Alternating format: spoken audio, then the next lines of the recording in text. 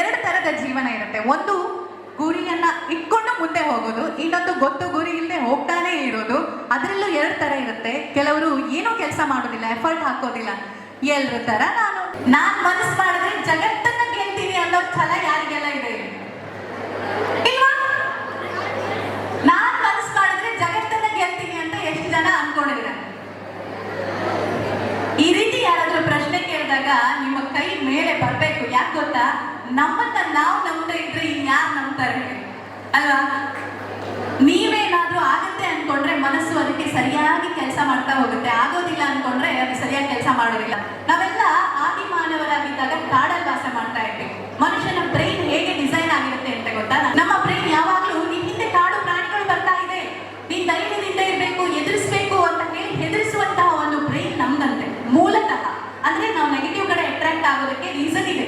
ಪ್ರತಿ ಕ್ಷಣ ಕಾಡಲ್ಲಿ ಬದುಕುವಂತಹ ಮನುಷ್ಯನಿಗೆ ಆ ಬ್ರೈನ್ ಹೆದರಿಸಿ ಹೆದರಿಸಿ ಇವತ್ತು ಜೀನ್ಸ್ ಡೆವಲಪ್ಮೆಂಟ್ ಎಷ್ಟಾದ್ರೂ ಕೂಡ ಮನುಷ್ಯ ಮೊದಲು ನೆಗೆಟಿವ್ಗೆ ಬೇಗ ಅಟ್ರಾಕ್ಟ್ ಆಗ್ತಾನೆ. ಅದೇ ಮನಸ್ಥಿತಿ. ಅದರ ವಿರುದ್ಧ ನೀವು ಫೈಟ್ ಮಾಡಬೇಕು ಅಂತಂದ್ರೆ ಯಾಕೆ ಆಗೋದಿಲ್ಲ? ನನ್ನಿಂದ ಆಗುತ್ತೆ, ನಾನು ಇದನ್ನ ಮಾಡ್ತೀನಿ. ನಮ್ಮ ಮನೇಲಿ ಅವರೆಲ್ಲ ಆಗಿದ್ರೆ ಅದು ಅವರ ಲೈಫ್. ನನ್ನ ಲೈಫ್ಗೆ ಏನಾಗಬೇಕು? ನಾನು ಇವತ್ತು ಓದಿದ್ದೀನಿ, ಮುಂದೆ ಓದಿ ಆದ್ಮೇಲೆ ಒಳ್ಳೆ ಕೆಲಸ ಪಡ್ಕೋತೀನಿ. ಹೌದು, ಈ ಒಳ್ಳೆ ಕೆಲಸ ಹುಡ್ಕೋದೇಗೆ ಎಲ್ಲದಕ್ಕೂ ದಾರಿ ತಂತಾನೆ ಸೃಷ್ಟಿ ಆಗ್ತಾ ಹೋಗುತ್ತೆ. ನೀವು ಯಾವಾಗ ರೆಡಿ ಆಗ್ತೀರಿ ನೋಡಿ, ನನಗೇನೋ ಒಂದು ಆಪರ್ಚುನಿಟಿ ಸಿಗುತ್ತೆ. ಒಂದು ದಿನ ನಾನು ಆ ಸ್ಟೇಜ್ ಅಲ್ಲಿ ಇರ್ತೀನಿ, ಇದೇ ವೇದಿಕೆಯಲ್ಲಿ ಇದೇ ಮೈಕ್ ಹಿಡಿದು ಮಾತಾಡ್ತೀನಿ ಅಂತ ನೀವು ಇವತ್ತು ಡಿಸೈಡ್ ಮಾಡ್ಕೊಂಡ್ರೆ, ಇವತ್ತು ನೀವು ಬರೆದಿಟ್ಕೊಂಡ್ರೆ ಆಗುತ್ತೆ.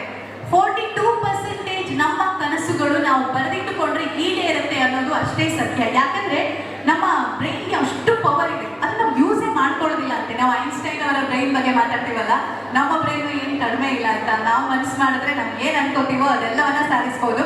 ಅದಕ್ಕೆ ನಿಮ್ಗೆ ಹೇಳಿದೆ, ಬಂದ್ರಾ ಸೂಪರ್. ಇದನ್ನ ಪ್ರತಿ ದಿನ ಅಟ್ಲೀಸ್ಟ್ ವಾರಕ್ಕೊಂದು 2-3 ಸಲ ಆದ್ರೂ ತೆಗೆದು ನೋಡಿ. ನಿಮ್ಗೆ ಗೊತ್ತಾಗುತ್ತೆ ನಿಮ್ಮ ಜೀವನದಲ್ಲಿ ಆಗ್ತಾ ಇರುವಂತಹ ಒಂದು ಪಾಸಿಟಿವ್ ಬದಲಾವಣೆಗಳು. ಯಾಕಂದ್ರೆ ನಮ್ಗೆ ಏನು ಗೊತ್ತಿಲ್ಲದೆ ಹೋಗ್ತಾ ಇದ್ರೆ ಜೀವನ ಕಳೆದೋದೇ ಗೊತ್ತಾಗೋದಿಲ್ಲ. ಗುರಿ ಇಟ್ಕೊಂಡಾಗ 2024ರಲ್ಲಿ ನಾನು ಈ ಕೆಲಸಗಳನ್ನ ಮಾಡ್ತೀನಿ, ನಾನೊಂದು ಒಳ್ಳೆ ಜಾಬ್ ಮಾಡ್ಕೋತೀನಿ ಅಂತ ನೀವು ಡಿಸೈಡ್ ಮಾಡಿದ್ರೆ ನಿಮ್ಮನ್ನ ತಡೆಯೋದಕ್ಕೆ ಯಾರಿಂದ ಕೂಡ ಆಗೋದಿಲ್ಲ. ಈಗ ಏನ್ ನೀವು ಬೇಕು ಅಂತ ಡಿಸೈಡ್ ಮಾಡ್ತೀರಿ ನೋಡಿ, ಅದು ನಿಮ್ಗೋಸ್ಕರ ನೀವು ಬದುಕೋದು, ಇನ್ನೊಂದು ಪಕ್ಕದ ಮನೆಯವ್ರಿಗೋಸ್ಕರ ಬದುಕೋದು. ಇಲ್ಲಿ ಯಾರಾದ್ರೂ